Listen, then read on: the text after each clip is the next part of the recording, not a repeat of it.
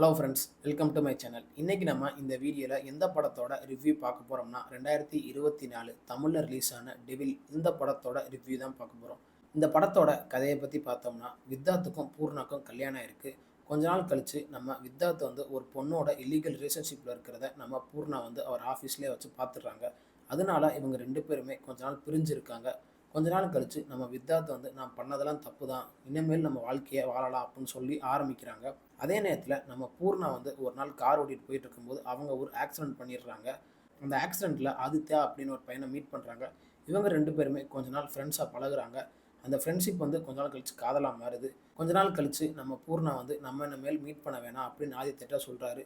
இதெல்லாம் தெரிஞ்சுக்கிட்ட நம்ம ஆதித்யா கடைசியில் நம்ம பூர்ணாவையும் வித்தாத்தையும் என்ன பண்ணார், கடைசியில் இதில் யார் செத்தா, அதை நம்ம பூர்ணா எப்படி மறைச்சாங்க, இதுதான் இந்த படத்தோட மொத்த கதையே. இந்த படத்தோட பாசிட்டிவ்னு பார்த்தோம்னா இந்த படத்தில் நடித்த எல்லா ஆக்டருமே அவங்களோட ஒர்க்கை பெர்ஃபெக்டாக பண்ணி கொடுத்துருக்காங்க. அதே மாதிரி இந்த படத்துக்கு மியூசிக் வந்து நம்ம டைரக்டர் மிஸ்கின் பண்ணியிருக்காரு. அவர் போட்ட பிஜிஎம்லாம் ஓரளவுக்கு கொஞ்சம் கேட்குற மாதிரியே இருந்துச்சு. அதே மாதிரி இந்த படத்தில் ஒர்க் பண்ண எல்லா டெக்னீஷியனுமே அவங்களோட ஒர்க்கை பெர்ஃபெக்டாக பண்ணியிருக்காங்க. மற்றபடி இந்த படத்தில் பெருசாக சொல்கிறதுக்கு ஒன்றுமே இல்லை. இந்த படத்தோட நெகட்டிவ்னு பார்த்தோம்னா நம்ம டைரக்டர் சொல்ல வந்த விஷயத்த ஒழுங்காக சொல்லாமே படத்தை முடிச்சிருக்காரு. அதே மாதிரி சொசைட்டிக்கு சில மெசேஜை சொல்லுவோமே அப்படின்னு நம்ம டேரக்டர் படத்தை எடுத்திருக்காரு. ஆனால் அதையும் ஒழுங்காக சொல்லியிருக்காரா, ஏனோ தானோ அப்படின்னு சொல்லியிருக்காரு. மற்றபடி இந்த படத்தில் சொல்கிறதுக்கு ஒன்றுமே இல்லை. பெர்ஃபார்மன்ஸாக நம்ம வித்தார்த்தும் பூர்ணாவும் கொஞ்சம் நல்லா பண்ணியிருக்காங்க, அவ்வளோதான். மியூசிக் வந்து நம்ம மிஸ்கின் ஏதோ ஓரளவுக்கு போட்டிருக்காரு, அவ்வளோதான். இல்லைன்னா இந்த படத்தை கண்டிப்பாக பார்க்கவே முடியாது. இவங்க ரெண்டு பேரும் நடிக்கலைன்னா இந்த படம் ரிலீஸ் ஆனது யாருக்குமே தெரியாது. எதுக்குன்னா நம்ம டேரக்டர் எவ்வளோக்கு எவ்வளோ ஒஸ்ட்டு கொடுக்க முடியுமோ அவ்வளோ பெரிய ஒஸ்ட்டு நம்ம டேரக்டர் நம்மளுக்கு கொடுத்துருக்காரு. எதுக்குன்னா ஃபஸ்ட் ஹாஃப் வந்து ஓரளவுக்கு கொஞ்சம் பார்க்குற மாதிரி இருக்கும். செகண்ட் ஹாஃபில் எதையோ பண்ணி வச்சுருக்காங்க.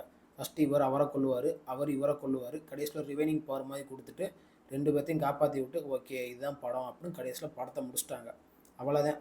மற்றபடி இந்த படத்தில் எதுவுமே ஒழுங்காக ஒர்க் ஆகலை.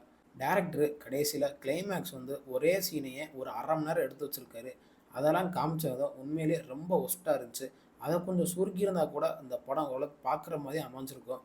நான் பெருசாக எடுத்து வைக்கிறேன் அப்படின்னு சொல்லிட்டு கடைசியில் ஒரு பாட்டெல்லாம் போடுவாங்க. அந்த பாட்டெலாம் கேட்கும்போது இந்த பாட்டு எதுக்கு சம்மந்தமேலாம் வருது, இந்த அம்மா போச்சு அந்த சத்தியை வாங்கிட்டு வந்து திருப்பி பிரச்சனையை சால்வ் பண்ணிடுச்சு, திருப்பி அவங்க வாழ்க்கையை எப்பயும் போல் ஆரம்பிச்சிட்டாங்க.